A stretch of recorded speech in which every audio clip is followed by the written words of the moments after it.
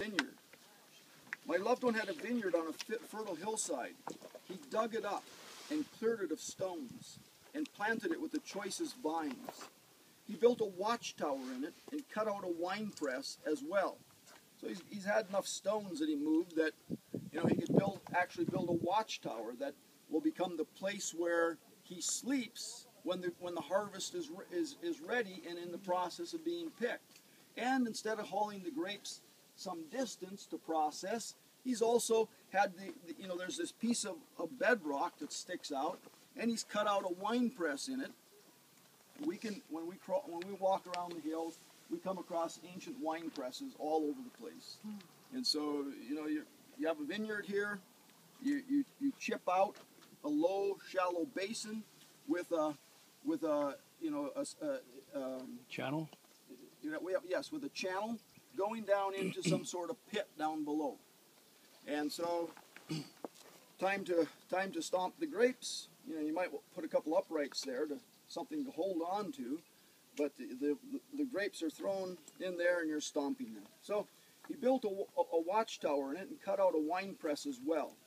Then he looked for a crop of good grapes, but it yielded only bad fruit. Now you dwellers in Jerusalem and men of Judah, judge between me and my vineyard. Who in Judah didn't have a vine? I mean, everybody, even in town, had a vine. Big old vines come up. You encourage them to grow over the roof of your house or over the entrance of your home because they provide shade. You sit under the vine in the shade. You enjoy it. So he addresses them. You all have a vine that you like. Judge between me and my vineyard. What more could have been done for my vineyard than I did for it?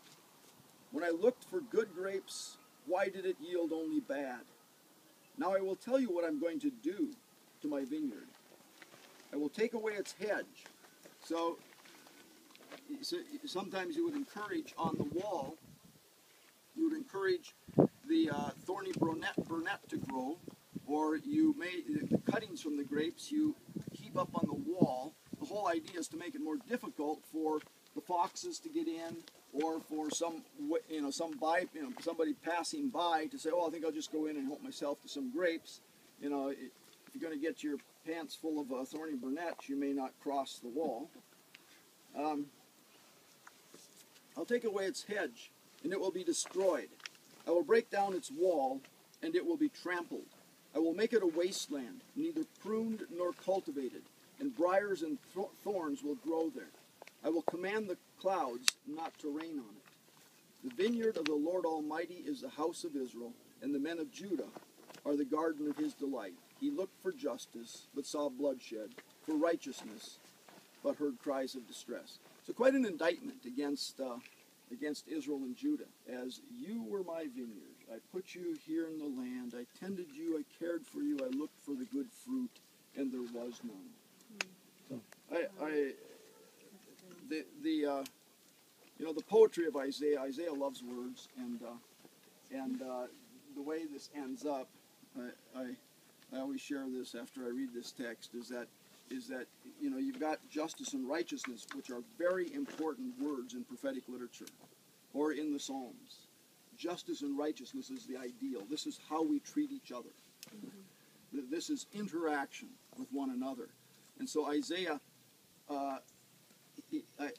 contrasts those ideals with mistreatment of each other in terms of the words he chooses. So I looked for mishpat, but saw mishpach. I looked for tzedakah, but heard tzedakah.